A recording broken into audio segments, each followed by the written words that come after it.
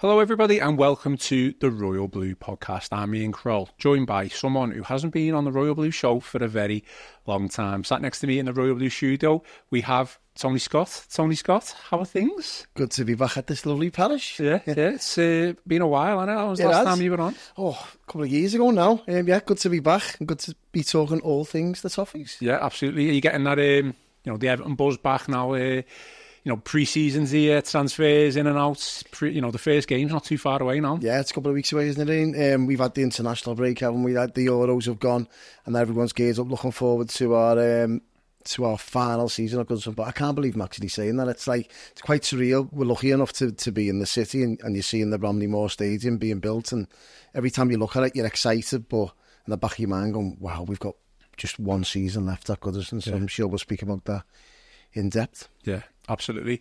Okay, well, today's agenda then, me and Tony are going to pick our starting 11 for the opening game of the season against Brighton. I'm going to see if we, agree or disagree. We're actually going to do it by using some fancy screen graphics. I made these graphics, so I think they're fancy, even if no one else does. This is very much a visual show, so you'll be able to see on screen exactly the 11 me and Tony have picked. But, don't fear if you're just listening to this, via our audio platforms only, then we will describe exactly what is going on screen. Also on the agenda today, Everton are set to make another addition to the squad with the loan deal for Jesper Lindstrom. By the time the show comes out, he may have already been announced, but does Lindstrom get into our starting 11 for Brighton? We will see. And we'll also discuss and say goodbye to Amadou Onana, a player who Tony certainly divides opinion amongst Everton fans. What side of the fence are you on with Onana? There's all that and more on today's Royal Blue podcast. Unfortunately, we're not live, but please still get your comments in, get your opinions in, and let us know whether you agree or disagree with mine and Tony's starting 11. And just so you can see the graphics that I have designed. We will come back to this later, but that is what we're going to use to pick our team. I'm going to be on the right, Tony is going to be on the left. It's a good midfield balance, then, isn't it? You on the left, you on the left, you on the right. Something that England didn't have in the Euros, and something that probably Everton have struggled with as well over the course of last season. So, your players are going to have a pink background, and my players are going to have a yellow background. So, Lovely. This is all professional stuff. Great stuff. This Tony. So we will come back to that new fantastic layout that I have designed. But for now, as you can see, we are back to the original layout. And Tony, let's start with Amadou Onana, who has joined Aston Villa on a permanent transfer for an undisclosed fee. He's a player who certainly divides opinion. I've had a lot of debate regarding him on Twitter over the past couple of days, but is he a player that is misunderstood, or is he a player that was not given a fair crack of the whip by Sean Dyche? I think there's a player in there. I think we quite clearly see that. You don't pay £30 million for a bad player, so to speak, and Unai Emery knows a player when he sees one as well. He's joining Aston Villa, who were in Champions League this season, so you can see why he's got all the tools and all the attributes to become a fantastic footballer, a box-to-box machine in the midfield who wins balls, passes out of his feet, he creates stuff. He's got absolutely everything that you'd want in a box-to-box modern-day midfielder. And I say modern-day midfielder because you've just seen what's just happened in the Euros. Rodri got player of the tournament. Yeah. That's how crucial. Is that the type of position that you see him in, Rodri's position? Well, that's what he should be. That's what he should have been, dominating. And this is where I've got a bit of a different opinion from most. Well, I wouldn't say most, Bruce, because I haven't seen a bit of a fanfare to keep him, to be honest. And if I was an Aston Villa supporter and I was looking at buying Amadou Onana for 50 million, I'd be going, I'm not so sure. He couldn't get an Everton's team and they were almost getting relegated. Yeah. So why are we signing a player for 50 million plus when he's not actually done nothing? Did last season, was it 2 assists and 2 goals, something like that? And quite clearly, Everton are better without him in the team than they are. Our stats and results prove that otherwise. So, yeah, let's go back to his attributes. He's got everything that you'd want in a modern-day midfielder. But I just haven't seen him do it in an Everton shirt. I've never came away, and I've been to a lot of games over the past 2 years, home and away, and I've yet to come away from a game where I've thought, wow, he was a 9 out of 10. He was man of the match. I have yet to see it, and I'm like coming away from, what does he actually do? And I've gone on record saying on social media this week and saying, you look at him, if you went to watch him for the first time and you were scouting him, you go, he's got everything, but he doesn't actually influence the game in it. He doesn't provide anything. So you're watching from a supporter's perspective and go, come on, lad, you should be dominating this game. The size here, the physique, the power, the presence. He should be bullying any player on that pitch when he comes near him, and he just doesn't. He flatters to deceive, and quite clearly Sean Dyche thinks exactly the same, as he didn't play any kind of part in how successful Everton were towards the back end of last season. I think it's absolute no-brainer for Everton to sell him. The majority of Blues I spoke to in the streets and on social media, that if you could pick one player to keep, either Jarrad Branthwaite or Amadou Onana, it was just absolute no-brainer. I know which player is more critical to us going forward. And to be fair to Onana, I just don't think he suits the way Everton play. Yeah. I think he's more of a ball type of player. He gets on the ball, he dominates it. But the way Everton play, which I'm sure we'll touch on later on in the podcast, he's just not suited to Everton football. He may be suited to Aston Villa, but he's certainly not suited to Sean Dyche at Everton football. And I'm not sure Everton fans have ever built a relationship up with Amadou Onana, quite clearly since that penalty miss against Fulham. But he's flattered to deceive. Everton have actually made a profit, which there's an argument to say this kind of signing has actually worked. They brought him in for, 30 million. I know they'll still be playing his former club and there'll be sell-ons here, there and everywhere with it, but they've quite clearly made a profit. And yeah, I don't think many Evertonians would probably lose sleep over the sale. I mean, originally Everton were touting him for, roughly around, I think, 70 million. I think they were, content, I'd probably say, with the 50 plus million offer.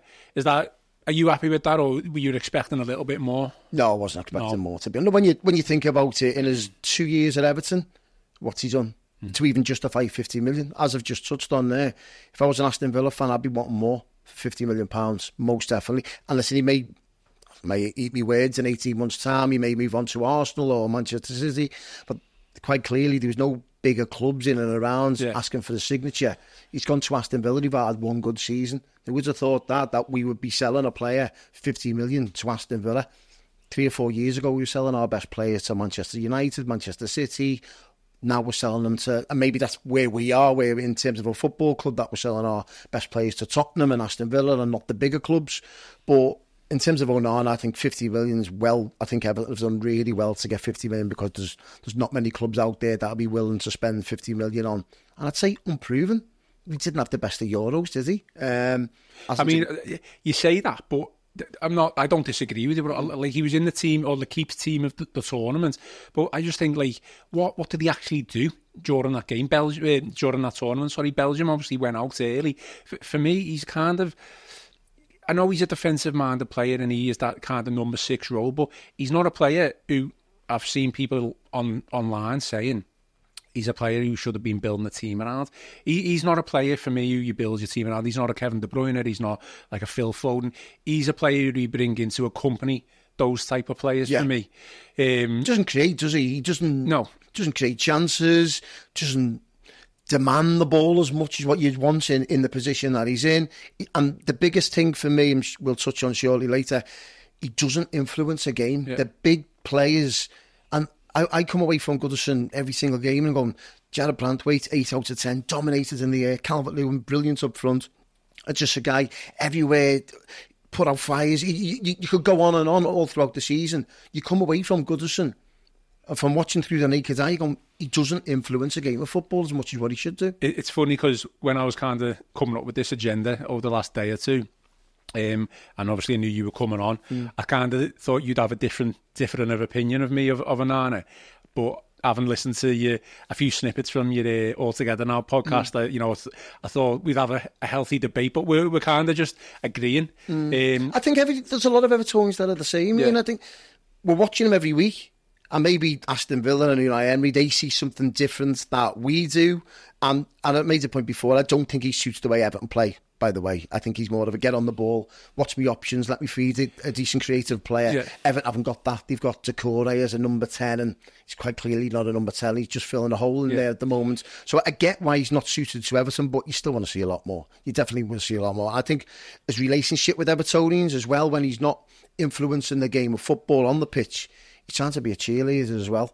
And when it's 0-0 or it's not going your way and you're giving it the big one to the Gladys Street or to the paddock or the family enclosure, it doesn't wash. Evertonians will want to see performances on the pitch before you can be a crowd pleaser, so to speak. Is that our fault then as well as fans? Is our expectations too much for a player? Did we expect too much from Amadou Onana? Because like you just said there, when he first came here, he did have a bit of a honeymoon period, with the club. Everyone kind of loved the cheerleading, if you want to call it that. He was big, he was powerful, physical, slide tackles, winning the ball. Obviously that wanes slightly towards the end.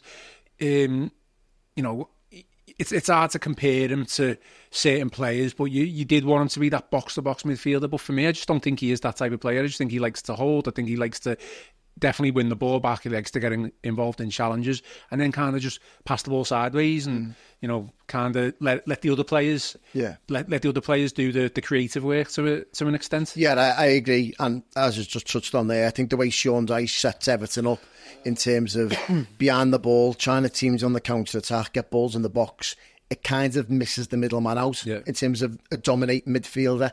I think the likes of a Declan Rice or Rodri will kind of struggle in this Everton team because they wouldn't see a lot of the ball. It's normally out wide to McNeil or Harrison, get balls in the box, win the second balls, very strong from set pieces.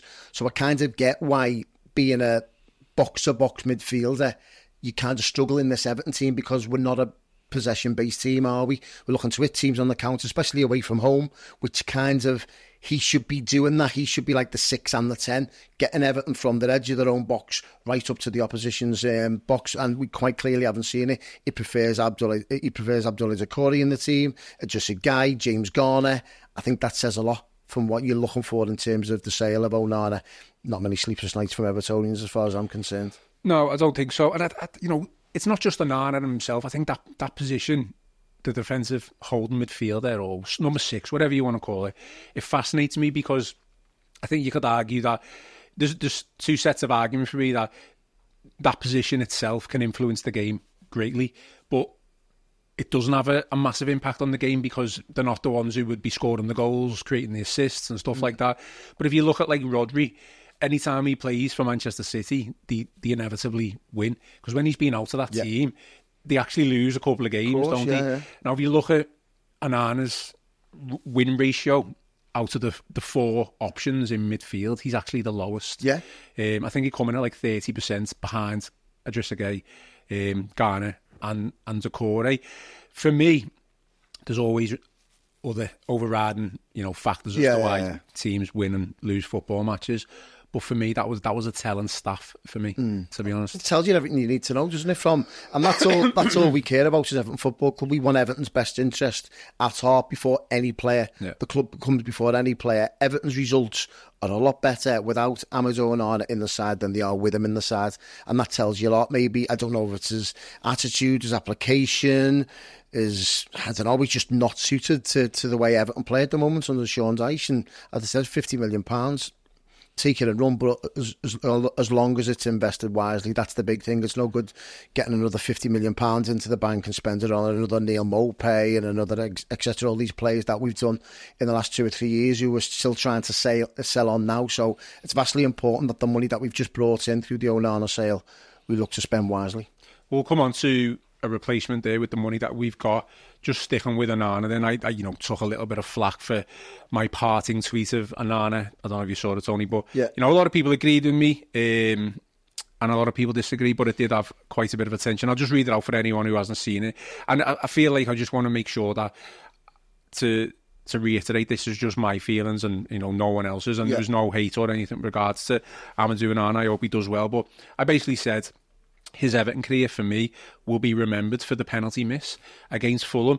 It arguably derailed our season and ultimately accelerated his exit. That is, those other things are up for debate. I think he'll do well at Villa, but he is a player who kind of believes his own hype. I mean, just going back to the penalty. Don't get me started. I mean, it was a frustrating night, that wasn't, and I do feel that did accelerate his exit, and it probably his relationship with Everton fans probably wasn't the same after that. Yeah, I agree. There's an argument, and I take a lot of points on board that you said in your tweet, Ian, that spot kick, and listen, anyone can miss a spot kick, but when it's laboured, it was the manner, wasn't it? Yeah, and he was kind of already celebrating before he did it. I'm not so sure. I don't think you'd see players who think the £50 million players who want to play in the Champions League do things like that. You're right, it's quite clear his relationship was broken down after that. That was a chance to put Everton into the semi-final of a competition that they don't really do well in. I know, it was a set us up for a double-header against Liverpool. I think it was on that. I think Fulham played Liverpool in a double-header in the semi-final, and that would have set us up perfectly for the season. And it wasn't to be. He missed it. It was a poor penalty, wasn't it? On a miserable night there, and it was just a sad exit. But in terms of for his exit overall, I'm quite happy with it, to be honest. As I touched on, and I emphasise, as long as the money is spent wisely, because it hasn't been spent wisely in the last... You're going on in terms of like 8 years, but even in the last 2 or 3 years, there's still question marks above a lot of the players that have came in. Just on the point where I said it derailed our season, you think that's a bit harsh? You think I was too harsh there? I mean, we didn't win a match for nearly 4 months after that. Obviously, there was a lot of overriding factors with regards to probably why that was the case, but it did seem to coincide with not winning a match since till April. I think when you go out in that manner, especially in a penalty shootout, it knocks you sideways, doesn't it? It really does. I've seen it many a times under David Moyes or even Roberto Martinez as well, where when you lose a big game, it kind of knocks the stuffing out of you for like 3 or 4 games, and it just has a knock-on effect. So there's an argument to say that was right, but there's an argument to say, well, do you know what, towards the back end of last season, them big wins Everton got, there was no better form team in the Premier League than Everton towards the last, 5 or 6 games, was they? So Everton did come back, but I take your point on board, it kind of knocked the stuffing out of us for a couple of weeks, didn't it? And another raging debate in me mentions was who took the worst penalty, because no one remembers Idrissa Guye's penalty, because... Well, it wasn't a deciding factor, was it, really, in terms of it weren't a laboured effect, you know what I mean? He had to strike. I think that what annoyed Everton fans with that penalty, it was the fact he was like kind of already celebrating before he did it. Yeah. He was laboured going up, and it was quite a lazy penalty where if you've got the chance to put Everton into a semi-final of a cup competition in front of the Gladys Street on a night game, it's a laces job for me. You just put your laces through it, and if it's the bar, the goalie makes a save, a lot of Everton go, do you know what, he's had a good goal, but that's the man of the strike, which frustrated a lot of Everton fans. That's kind of what Guy did, wasn't it? Yeah. He was kind of, it is a fact that if it's the post, it's not on target. I get that. I think a lot of people on Twitter were kind of suggesting that, but he went there with the right attitude and just got a little bit unlucky, ended up hitting the post, whereas Onana's kind of just rolled into the keeper's hands. The goalie put his cap on and said, thank you very much. Listen, I don't want to dwell too much on that. I just, it's a talking point, because I do feel for me, he will be remembered for that penalty miss. I just don't really remember. There's not really any other standout moments of his career for me. There's a lot of there was a lot of talk about the Arsenal performance, when Dyche's first game when we won 1-0 and how good he was then, and I don't disagree with that. I think there's been a line in a couple of pieces on the Liverpool Echo website this week saying how Arsenal players were just couldn't believe how well he played. It's a one-off game though, isn't it? It's a one-off game. But you're not going to get he hasn't got a Calvert-Lewin goal header against Liverpool. He hasn't got a Decore goal against Bournemouth. It's just a shame that a player like that his Everton career has ended. And fair enough, he put out a really nice video thanking everyone at the club, staff, manager, players, whatever, fans. So, fair enough. I think that is respectful. I think for me, that is that's going to be my overriding memory for him. And I'm just disappointed. I think the way it's gone. That's the be all and end all. It's disappointing. I just think it's quite clearly it hasn't worked out for him at Everton. He's not suited to Everton. Everton have made a profit on him. Long may that continue with future signings. I think that's what we've done so well under David Moyes. Long may that continue here. So I don't think it's disappointing. I think if you're looking at if Everton or Aston Villa was trying to search through a highlight reel for his last 2 seasons at Everton, I think they'd struggle. I think you struggle to find a highlight reel for him, to be honest. He had 1 or 2 decent 7 out of 10 performances, but apart from that, being well below average in terms of influence in a game, in my opinion. Well, it saved us a bit of a healthy debate there because we're just kind of agreeing. But let us know in the comments what you think. Do you agree with me and Tony over Amadou Onana's Everton career? And will he be a success at Aston Villa? I mean, is he in the right place, first of all? Do you think Emery will get the best out of him? I think Unai Emery will, obviously, as a lot of the comments have said, that in terms of they may build a team around him. And they've got the likes of John McGinn in there, haven't they, and etc. But I don't know, with Aston Villa going to have a lot of games this season, aren't they? Champions League games. I know they had Europa League games last season, but he's going to be used quite a lot. They haven't spent £50 million on a squad player, so he's going to be in the mix. And I think you look at Villa's team now with the likes of Ross Barkley, Robin Olsen, Lewis Dobbin, Luca Dean. They've got like 5 of our ex-players in the team, isn't it? Yeah. You look at it and you go, wow, 5 of our ex-players, they're all playing Champions League football. These former Everton employees landing on the feet. 20% of our former squads all at Aston Villa, which is quite staggering, really. And replacements only. I mean, we've already brought in Tim Irabuman. That's how I'm pronouncing his name. Ian. Up all night pronouncing that. Yeah, I was. Yeah, phonetically. Is he the replacement, or would you want another one in there to replace Onana as well? Dare I say this, I don't think we actually need a like-for-like replacement. Okay. As I've just touched on, the way Everton play under Sean Dyche, they don't need that box-to-box midfielder. They need just a guy, which they quite clearly got, who obviously does a lot of work off the ball, wins the ball, and then I think where we do need a good player is in terms of a number 10. Obviously, we're going to speak about shortly, but it's well documented Everton after wingers, because Dwight McNeil and obviously Jack Harrison tailed off towards the end of last season, and we can't be relying on them for 38 games a season. Simply not suitable for Premier League football. So you can quite clearly see that Everton want 2 wingers on either flank, and also they need a number 10, in my opinion. Desperately needs a number 10. I know Iliman Ndiaye might come into that factor, but I still desperately think that we need a little bit more in terms of quality. I might prove that, but I know we've got James Garner there at the moment. I think we will bring in another midfielder, but hopefully it's more of a creative player as well, because at the moment we're quite thin on the ground in terms of midfielders. I personally think, which we'll touch on shortly, that Abdoulaye Doucouré will probably drop back into the midfield role with just a guy, and we've also got James Garner in there, but that's about it at the moment. So I wouldn't be surprised if Everton bring another midfielder in there, but not so much similar to Amadou Onana, in my opinion. What about you? Well, a little bit of a teaser there for your starting 11 for everyone, considering, maybe Doucouré dropping deep. I mean, obviously, replacement-wise, I don't know too much about Tim Irabuman because I haven't seen him play. If Dyche thinks he's, well-suited to play for Everton, then fair enough. I think one that I would like is Calvin Phillips, which is probably more than likely going to be a loan deal. I don't know if we're going to be able to get that over the line. But, again, he's not going to be a direct replacement for Onana, is he? But I think he would fit in. Again, I don't think he's got a bad attitude, but I just don't think he's had the best time, has he, over the past 12 months. I think everyone thought, he might be able to kick on at West Ham. Wasn't able to do that. I think he had a torrid time at West Ham, to be honest. Sentence off, own goals, and give a couple of goals away, didn't he? But listen, he's not become a bad player overnight. No, exactly. Yeah. He was one of the players of the tournament in the last, was it the World Cup or the Euros? Just the tournament previously to the one just gone. Very good in the lead side. He's a very good footballer. Yeah. And as I just touched on there, you don't become a bad player overnight. He just had a bad time, and that can happen to a lot of players, but it just doesn't happen for football at a certain club. They come on elsewhere and they blossom, and hopefully we get that one over the line, because I'm like you, he's not an Onana type of footballer. He is that midfielder that would sit in and dictate it, and it seems on the counter attack, give it to your wide players. And I think he's a perfect fit for Everton if we can get that one over the line. Fingers crossed then, yeah.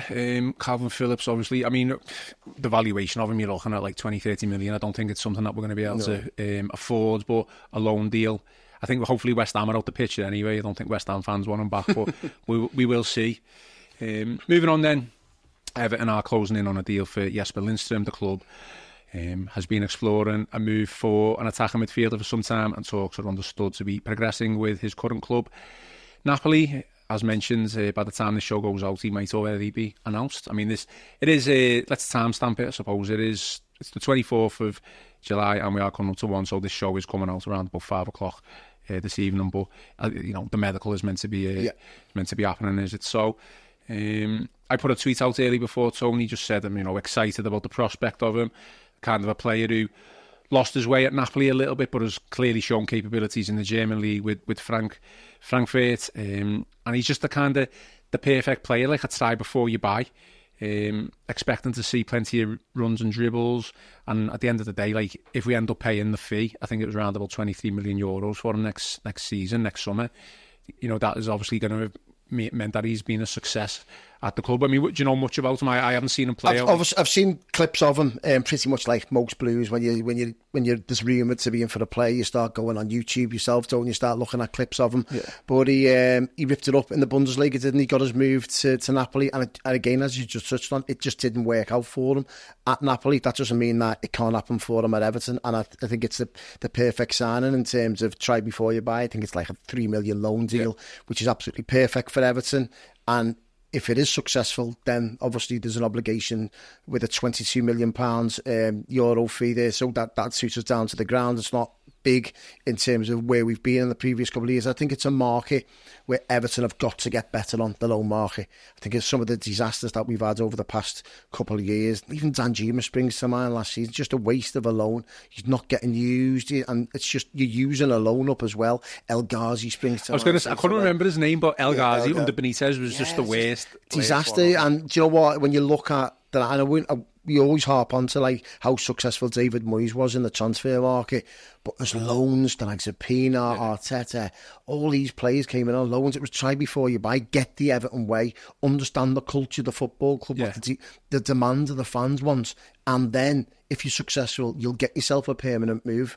I think players have came to Everton in the past 5 or 6 years on loan and thinking, I'll just milk this for the season and I'll go back to my parent club. And they've got no interest in the club themselves, where hopefully Lindstrom will see this and go, do you know what, this could be a get-out for me from Italy. I'm having a bit of a nightmare at Napoli.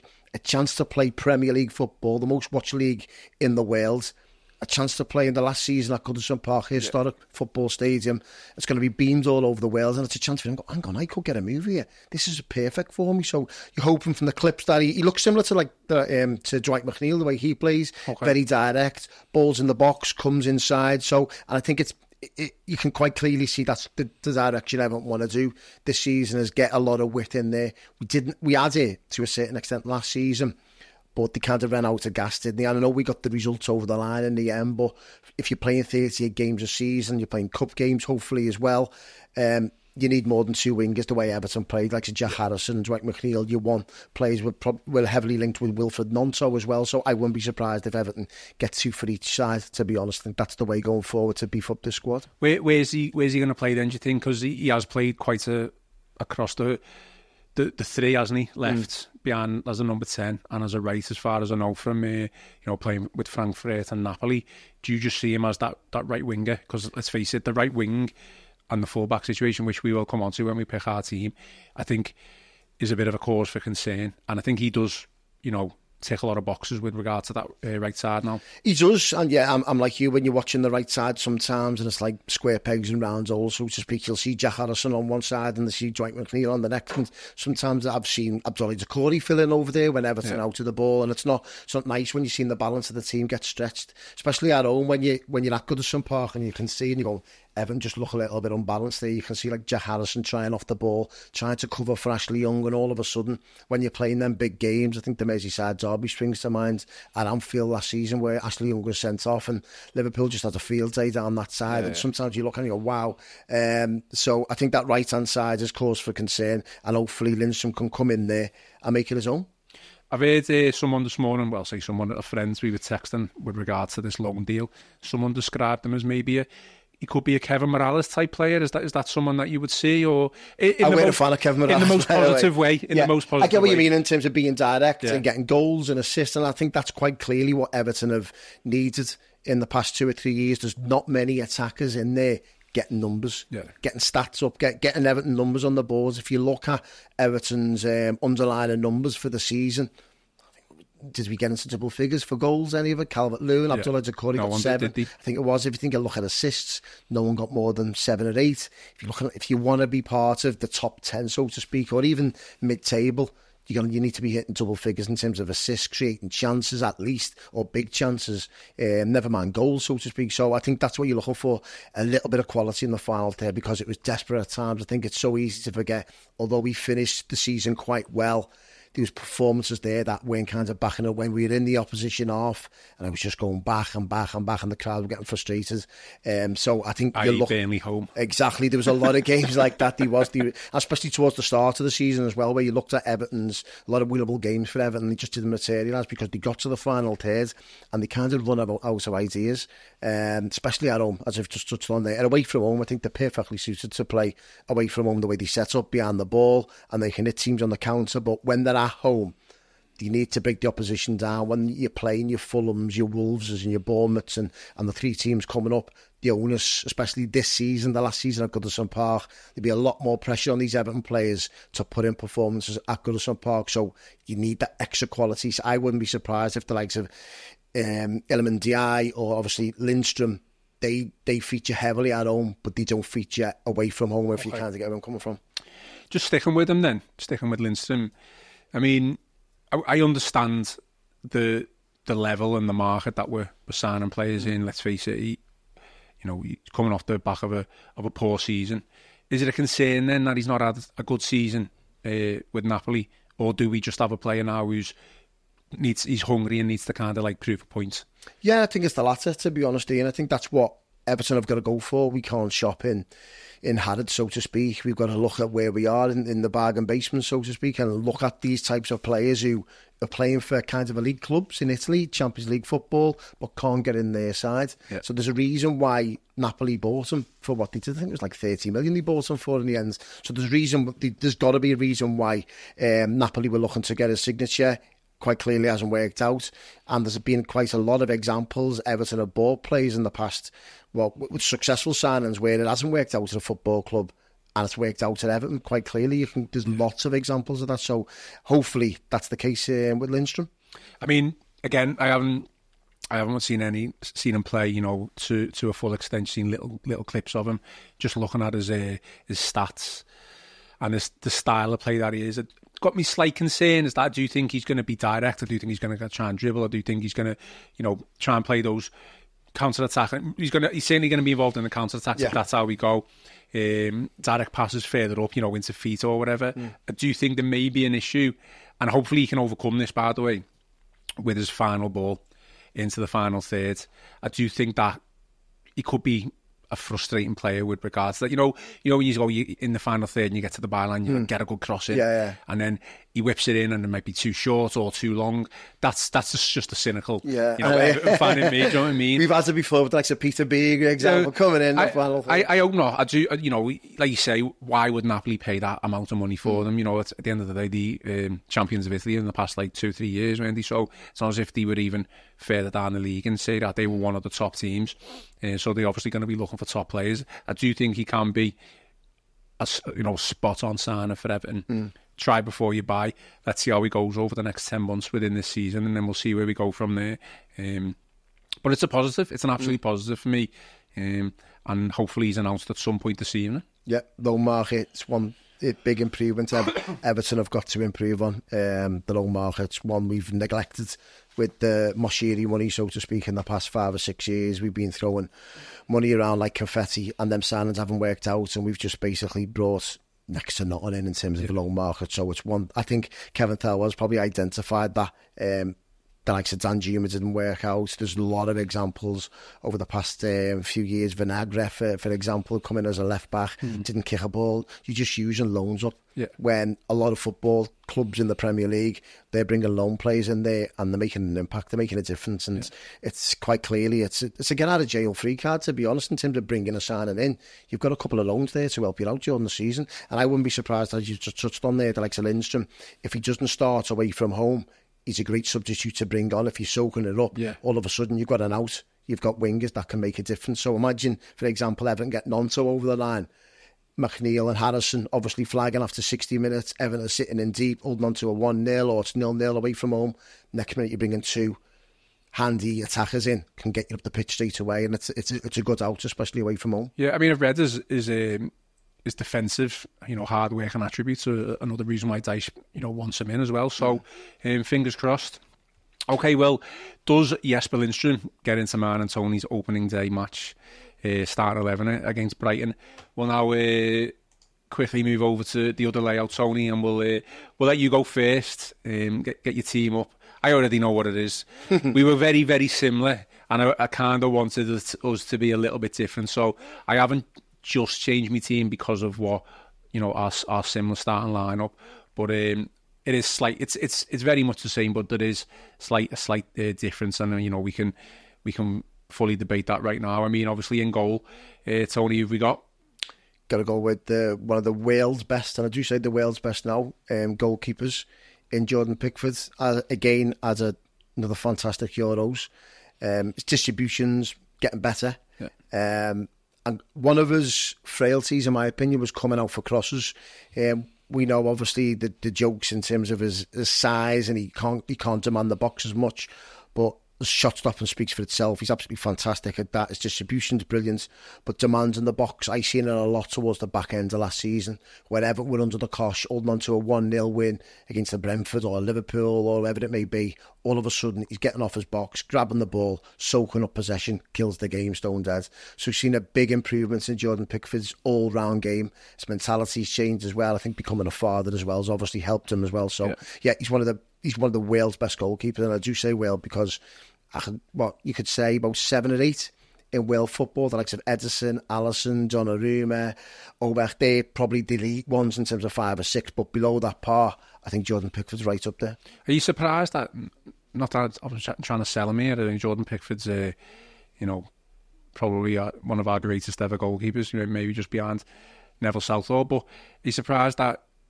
no other teams have come in for him? But like you kind of said there, the likes of City, Liverpool, Donnarumma plays for AC Milan or whatever, they may, those goalkeepers may be just ahead of Pickford, and no one else would be really able to afford them, or he doesn't see them as a viable option. I think when you're signing a player in this day and age, and especially goalkeepers, it's obviously a specialised position. I think a lot of numbers and stats are driven when looking at goalkeepers. I don't think they actually watch the game as such in terms of what he brings to the team. And what I mean by that is that I think they look at his size, and I just don't think he can command the box. He demands his area as much because of his size compared to the likes of Ederson, Donnarumma, Alisson, Oberg, these big goalkeepers who are really, really good goalkeepers, by the way, but they've got the size and the stature. Pickford hasn't got that. So I just think there's a lot of clubs out there that they will have looked at him. Quite heavily, they looked at him because he's one of the best goalkeepers out there. Yeah. But they've been put off by his size, thinking, hang on, can we cope with that? The goalkeepers in this day and age, obviously size has got a big factor to play, but basically some of them are playing as sweepers, and that's how good Jordan Pickford is. You see him quite good, really good at it in the Euros. I think there was a goal he actually. If you can go onto the FA website or something, there's a goal and he actually provides an assist in training. Literally just puts it to Ivan Toney's foot and it's in the back of the net, and that's how good he is. I think he's suited to the Everton play. Under Sean Dyche, all of a sudden you can soak up possession, bang, get you up the pitch. Calvert-Lewin can hold it, and all of a sudden Everton can get up the pitch. So he's perfectly suited to Everton. But getting back to your original point here, I think there's a lot of clubs that had a look at him, but they've just been put off by his size, in my opinion. Okay, well, there'll be no surprise that Jordan Pickford is my pick as well. So, but we'll let you finish your team, Tony. So defence. We've gone for right back. We'll go for right back. Yeah. And I think I love this player. It's a tough one though, isn't it, this one? Yeah, it is. You could look at Ashley Young. We've sold Ben Godfrey, haven't we? So it's a position that we're not blessed with.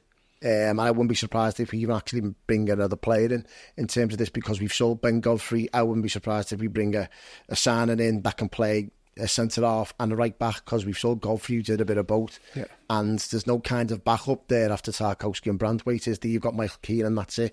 Mason Holgate's gone back, but we're fully aware of what he can bring to the team. So you've got Patterson, Young and Seamus Coleman. If you're looking in terms of an out-and-out defender, I think Seamus Coleman just He's head and shoulders, even at this age now. I love him. There's not going to be a dry eye in the house, is he, on the final game of Goodison when he walks off the pitch. He's been absolutely a fantastic servant. I love what he brings to Everton Football Club. And I was at the Arsenal game at the last game of the season, and he's one of Everton's best players. Yeah. He's one of the best players on the pitch. And even at his age, the injuries he's had, the minutes he's had under his belt, I think he's been an absolute brilliant signing. And quite clearly, he's our best right back. Quite clearly he is. Yeah. I think he was up against Odegaard and Martinelli on that day, and they got no change out of him. And that was on the final day when Everton had absolutely nothing to go for. Arsenal were going for the league title on the final day, and he was absolutely fantastic. You'll do well. Obviously, we'll do well to see him play 20 games next season. I get that with his injuries. I think he only played 5 or 6 last season. So I get the point where his fitness is going to be an issue. But you'll do well to see any attacker get any change out of him, to be honest, get past him. He's been an absolutely brilliant servant to Everton, and I still think he's our best right back, ahead of Ashley Young and Nathan Patterson, in my opinion. OK, Coleman in at right back then. Then we've got centre-halves, speak for themselves. Yeah. Arguably the best partnership in the Premier League at the moment. They're right up there. The numbers speak for themselves. What a partnership they are together. And that's why I'm so glad that Jared Brantwaite and James Tarkowski as a partnership, that's remained intact so far, touch wood, provide no more bids come in. So yeah, you look at what they bring to the team in terms of the solidarity, and not just that as well. What Jordan Pickford, them as a three have been fantastic. Yeah. The three at the back have been absolutely brilliant, and long may that continue. Brantwaite, who's going to be an absolute colossus for whoever he signs for in years to come. He's absolutely brilliant, isn't he? Brilliant left foot. They've got the perfect blends there. They've got obviously the attributes of Brantwaite coming out with the ball with his left foot. He can go on a bit of a mazy run into midfield, and he can split a defence himself, where you've got the Tarkowski type of old school defender who sits in behind, brings the full-backs in. It's a perfect balance there Everton have got at centre-back, and I'm so glad that again, fingers crossed, that remains intact. Just on that, sorry, I think as well that the partnership is just so important, because Brantwaite has obviously come back from his stint with PSV, hasn't he? And you would probably say that is his breakout season, really, and then obviously he's had an additional breakout season in the Premier League. But I worried for Tarkowski, to be honest, prior to the start of the season just gone, because I do think he was prone to a mistake. Now, I know he was playing with the likes of maybe Keane, Michael Keane, Mason Holgate, no disrespect to them, but I do think that he's proved me wrong in my own head, to be honest, because I wasn't too vocal about Tarkowski, because I thought he did come in and he did well, but I do think, or I did think at the time, you could potentially struggle here. But the fact that that partnership has now been devised, and you're not breaking that up at all whatsoever, and you'd be hard pressed to find a better one, to be honest. Obviously in our Everton bubble, but I'm sure there is better individual players out there. But as a partnership itself, I think the clean sheets as well speak for themselves. Oh yeah, you probably the best partnership since Jagiel and Lescott. Yeah, that's it. That tells you how good these two are as a partnership. And they counteract each other brilliantly. You can tell they communicate well. They don't take no prisoners as well. They're not foolish off the ball. They'll leave a bit in if they need to. Not many attackers get change out of them in terms of balls into the box. Not many get behind them. I think Tarkowski plays it well in terms of letting Brantwaite sometimes go in front of him, because obviously Tarkowski's not the fastest of players, where obviously Brantwaite's legs can get him out of trouble. So I think the perfect blends what you've got there at the back for Everton. Okay, the left-back situation, not much competition, to be honest. But he isn't, is he? When you think about it, you've got Ashley Young can play there, obviously, but Vitaly Mykolenko's probably been a bit of an unsung hero, hasn't he? Again, we were talking about Onana previously in terms of performances and match rating, so to speak. Mykolenko puts in 7 and 8 out of 10 every single game. Yeah. Mr. Consistency. He really is.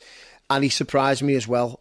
When he first came to Everton for that first season, I was worrying about him. His physicality, he was getting knocked off the ball, and strikers were getting past him quite easy. And this is full credit to Sean Dyson and the backroom staff there. They've done amazing with him. Defensively, again, as I just touched on with Seamus Coleman, not many wingers get the better out of him. He's he's coming to himself. Vitaly Mykolenko, a proper 7-8 out of 10 player every single week. And one of the players of last season, if you look at it overall. I mean, slight concern with regard to his fitness and then a few injuries. So, if he's your number one, that's fine. I don't think too many will disagree, but who's your number two as a left back? Is it just Ashley Young? Because we've literally got no one else there, have we? No one else. I know Jared Brantwaite played there in the Cup this season. I didn't like him there at all. He can play there if there's a necessity, but obviously all of a sudden then the balance of the team's all over the place completely, and Michael Keane comes in with Tarkowski, and then you're playing a kind of three at the back, and the balance of the team's all completely gone. But probably Ashley Young, probably. I think Everton were more. It was important that they got that one over the line in terms of Ashley Young's signature this season for another year, because he can actually play anywhere. He can fill a void in for Mykolenko, one in for Coleman. He can also play in midfield, centre midfield, right back, right mid, left mid.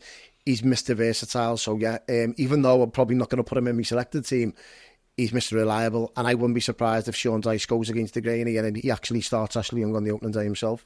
Yeah, I wouldn't put it past Sean Dyche to do that. Okay, midfield. I think this is where the dynamic gets quite interesting, to be honest. Yeah, I think because we've got options. Yeah, all of a sudden we've got options now. I could have even more options by the time in a couple of weeks' time before we play Brighton on the opening day. But I've got a feeling this season that Everton are going to play Abdoulaye Doucouré into a more deeper role. Okay. If they don't sound the likes of Calvin Phillips, etc. So as of time recording, there's no Calvin Phillips and there's no other midfielder in there. So I think Abdoulaye Doucouré will play a deeper role in the midfield, and Everton will play the likes of Iliman Ndiaye in there, or they could play the likes of Lindstrom in as a 10. So Doucouré in the middle for me, alongside just a guy. Okay. Which is just a guy who's been brilliant towards the back end of last season. Mr. Reliable again. Dwight McNeil also on one wing, and Jack Harrison on another. I wouldn't be opposed to Lindstrom. Obviously, Everton haven't brought him in for nothing. Yeah. So I wouldn't be surprised if Lindstrom comes in for Harrison or McNeil, or if Everton get Nonto over the line, then it'll be likewise. But at the moment, it'll be McNeil, Doucouré, Guy and Harrison, and Ndiaye as a number 10. Now, the reason why I'm saying is the number 10 role, because Abdoulaye Doucouré played that last season for Everton, and he did a job. Everton were kind of plug and holes at the time in terms of there was not much creativity in the team. They were getting balls into the box, and they weren't no one creating big chances. And I look at his underlying numbers from last season, and he made 32 appearances for Everton in the Premier League last season. Abdoulaye Doucouré, 2 assists. Now that's not good. If you're playing in a number 10 role, no, he doesn't play the usual standard number 10, no, does he? That's not his game. He's not very good on the ball. He's just like, I think you mentioned it before, he's a little bit chaotic, isn't he? Yeah, and don't get me wrong, there's been times last season where all of a sudden Everton was soaking it up, they hit it to Doucouré's feet, he'd turn and Everton were on the counter, and he's very, very good at that. But if you're playing Premier League football in this day and age and your number 10's just there to kind of fill a gap, you're not going to get away with it for large parts of the season. Yeah. Quite clearly, we never, because I know we got the points to keep us up in the end, but there's a lot of times when the opposition were quite clearly dominating us, getting in behind us, because Abdoulaye Doucouré was basically dropping in as a 6 anyway. Yeah. So it's going to be no stranger to him playing in a midfield role anyway. So I wouldn't be surprised if Calvin Phillips comes in, for example, instead of Doucouré in that role. But it doesn't work though, does it, as Doucouré as a number 10 without Calvert-Lewin? Again, go back to partnerships. As individuals, they've obviously got their own attributes and their own skill levels and stuff like that. But we knew at certain games last season, if Calvert-Lewin was up top and Doucouré was number 10, I felt like that's good for us. That I think that's going to work. A little bit of balance in the midfield. Obviously, we're going to have to. From a creating perspective, though, Ian, with that. From a creating perspective, I totally understand what you're saying, but it gave us that. I felt like it just gave us that little bit of edge. I just don't think it works without Calvert-Lewin up top. Yeah, 100%, and that's the big key here. Calvert-Lewin has got to start. Yeah. And are obviously the speculation. So he's your number 9. Yeah, 100%. Calvert-Lewin's got to start. Now, Everton have got a big problem at the moment because of Dominic Calvert-Lewin, the speculation surrounding him. He's got 1 year left on his contract. Yeah. And that's the big thing. Everton, I wouldn't be surprised, and I'm saying this now, but I wouldn't be surprised if Dominic Calvert-Lewin's not at Goodison in 3 or 4 weeks' time. I wouldn't be surprised, because he's got a year left on his contract, and Everton in a financial situation where they need to kind of cash in on any asset that they have. Now, I'm not sure Calvert-Lewin is going to be worth more to them on the pitch than he is off it. And what I mean by that is that, yeah, I love Calvert-Lewin. I think he brings a lot to the team. But in terms of off it, Everton could get, 20 million for him? 30 million? I don't know what they're going to get for the player. Do you think we should cash in? Or would you rather just keep it safe and keep him until the end of next season? Personally, I love Calvert-Lewin and I want to keep him because he's very influential to this Everton team. And I don't think Everton, and I kind of don't trust the recruitment team to basically get a better replacement with the money that they get. And I'm only saying that because of the players that we brought, Chimiti, Beto, for example. In terms of getting a fee for him now or for him to go on a free next summer, though, what I think the club would be thinking trying to get him out the door, to be honest. Me personally, I want him to stay. I'd rather him go on a free next season. Okay. I really would. We're agreeing too much on this. I know, podcast. Well, we're sure we're disagreeing on something in a minute. But going back to Decore, in terms of a number 6, I had a look at him as a number 10 last season. Although I think he gets, to be fair to him, he got like 7 goals, which is quite good, but he missed a lot of big chances as well. And I looked at a big number there in terms of if you're playing in that number 10 role. He played 215 passes forward last season in a number 10 role. He played 214 back.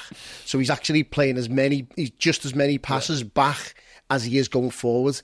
If you're playing in a number 10 role, you shouldn't be playing the ball back as much as what you should be going forward. No, you should be turning on the front foot. Where's Calvert-Lewin? Where's McNeil? Where's Harrison? Where's Lindstrom? That should be what he should be doing, is in a number 10 role, because that's what all the other clubs, when they've got their number 10s in, they're in and around the box, they're creating chances, which Abdoulaye Doucouré doesn't create many chances. He doesn't provide many assists.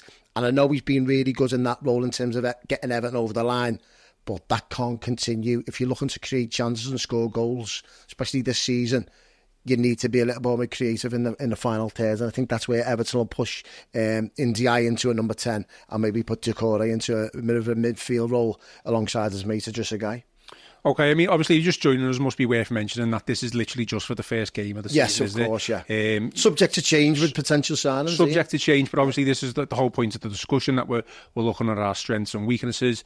Obviously, you've also put a slash against Lindstrom as well, you know, depending on whether that gets over the line, which, it is pretty much done, that loan deal. I think, I don't think that's too dissimilar to mine, Tony, and I'll go through that now. My 11. Tony's is on the left-hand side if you're watching, and it's with the pink background. So, obviously, mine would be Jordan Pickford in goal. I've got Mykolenko, I've got Branthwaite, I've got Tarkowski, and I've also got Coleman. I do think, the full-back situation, as you have touched upon there, it's massive cause for concern. I think injuries to Mykolenko, there's question marks over his fitness already leading up to the start, so which will mean Ashley Young could fit in there. I think if Ashley Young does end up playing in that left full-back position, I think we've got problems because, he's not going to get past the halfway line. He's just his job is literally just going to be to defend. And then the right full back situation as well. I think we talked about Seamus Coleman probably still being our best right back. I don't think there's any question about that. But it's disappointing to say that, because Nathan Patterson should have had that nailed on by now already. We know Dice probably doesn't fancy him. His future's probably still up in the air a little bit. Is he going to go? Is he going to stay? I think obviously if he does go, there's actually been no speculation regarding his future whatsoever, really. So if he does stay, I would like to think that over the course of the season he will be able to push himself and find a space for himself in that right back berth. But for me, Coleman does probably just about make the right back position over Nathan Patterson. I do think as well, for all Mykolenko's endeavour and improvement in defence, I do think that he probably doesn't offer enough going forward. Is that on the manager, though, Ian? Sorry to interrupt. Is that on the manager? Potentially, yeah. Potentially. You're not wrong.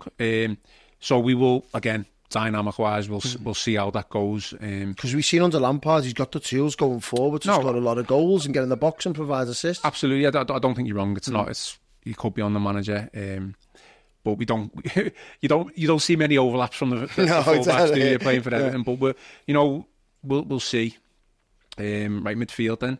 I think this is where I was kind of similar to you, and I've not for the sake of playing devil's advocate. I wouldn't do that, but I do think that it'll be or for me, it should be James Garner and Idrissa Gueye as the two kind of holding midfielders. I think, they had a really good back end to the season, obviously with the wins against Liverpool, Forest and Brentford. I don't think you're wrong in terms of over how the season will progress with the players that we've already brought in, that Doucouré will drop a little bit deeper in that little, holding midfield role. I think despite his, I was 31. 31, you'd probably say for a midfielder of that age, you're getting on a little bit, but I still think there's plenty of running in Doucouré, as long as he doesn't have any hamstring issues. Yeah. And then who we got? So I'll put Dwight McNeil on the left, and then I'm going to agree with you, Tony, Jack Harrison on the right. Again, we've already mentioned Jesper Lindstrom. Could start, once this deal gets over the line, but I think Dyche will probably go with the tried and tested wingers in McNeil and Harrison if fit, and maybe use Lindstrom as a super sub. But we will see what happens with that. And then again, this is kind of it was a bit. I was debating what I should do here, but I do think if I know how Sean Dyche operates, he'll stick with what he knows his work. So I'm going to go with Doucouré, continue as the number 10 for this game against Brighton, and I do think he will drop deep, and over time you'll see Illiman and Dye push forward behind, Calvert-Lewin or whoever the striker may be, and then my striker up top. Again, I don't think there's going to be any surprises, but it will be Dominic Calvert-Lewin. So what you make of that, Tony? Not too much difference other than probably, well, it's Doucouré dropping deeper for you, whereas I've probably played it safe and gone with what we know for the first game of the season. I mean, let's face it, Brighton, a new manager, they're going to be, they're going to be unsure of how they're going to play. They don't know too much about them, so you'd probably expect them to come to Goodison Park and be pleased with a draw. That's what I'd be suggesting anyway. So I think Everton probably should go on the front foot here. First home game, first game of the season at Goodison Park. I think my team beats your team. Do you think? I think I've got a bit of creativity in the final third. Maybe. I think what we're going to see this season, especially, and I touched on it at the start of the podcast, is that there's going to be a lot of pressure on Sean Dyche this season at home. Okay. And I do say at home because every fan going into that stadium with these 19 remaining games at Goodison left, there's a demand already. You've gone of the days of, we're sitting behind the ball, we've got a points deduction, we just got to sit in the game, a draw's a good point for us. With it being our last season at Goodison Park, and I know it doesn't kind of make sense logically, points-wise, you want a good performance and everything.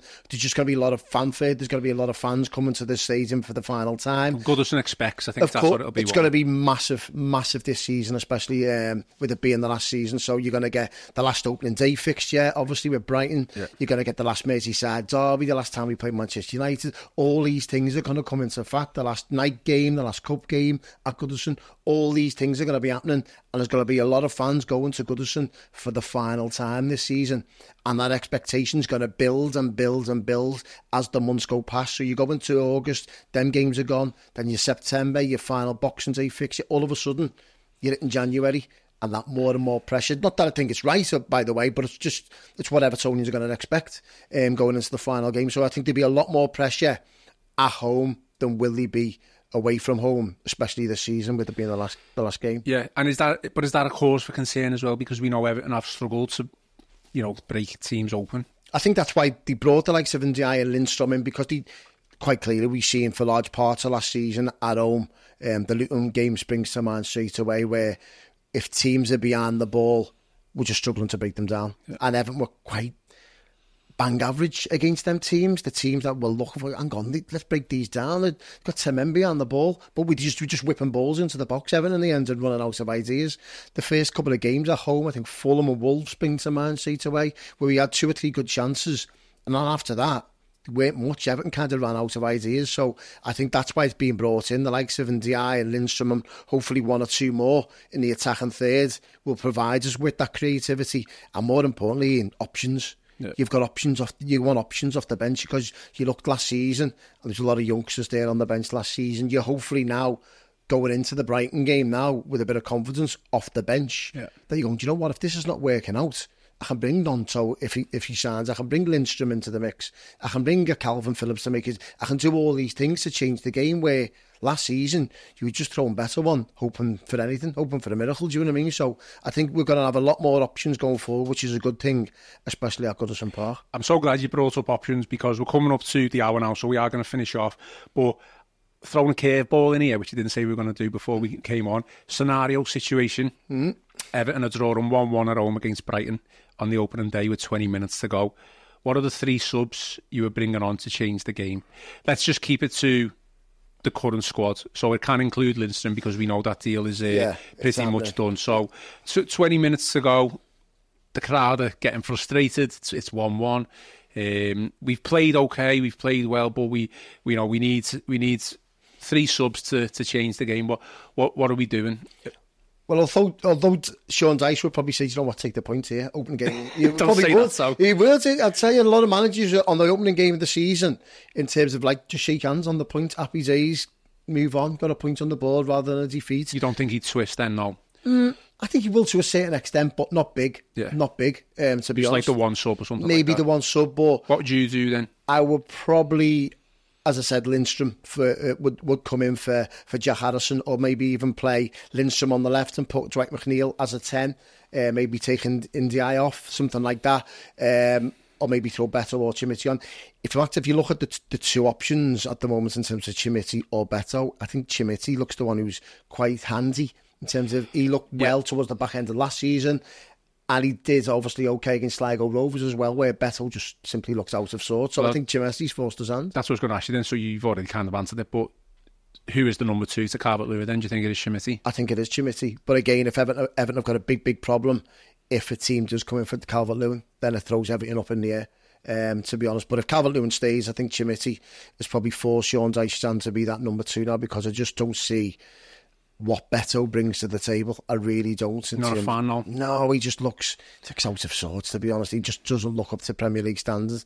And there's a reason why Everton have kind of got him on the deal that they have in terms of not paying for him until this season, because he just doesn't seem to have the quality to cut it in the Premier League. And I wouldn't be surprised if he's another name out the door, because Everton will be quite happy if they haven't paid for him, to get him out the door. Joe Thomas has been in Ireland the past week and says he looks sharp. He's been scoring goals in those 5-star games. Can we take anything from that? No, I'd rather have Joe Thomas up front.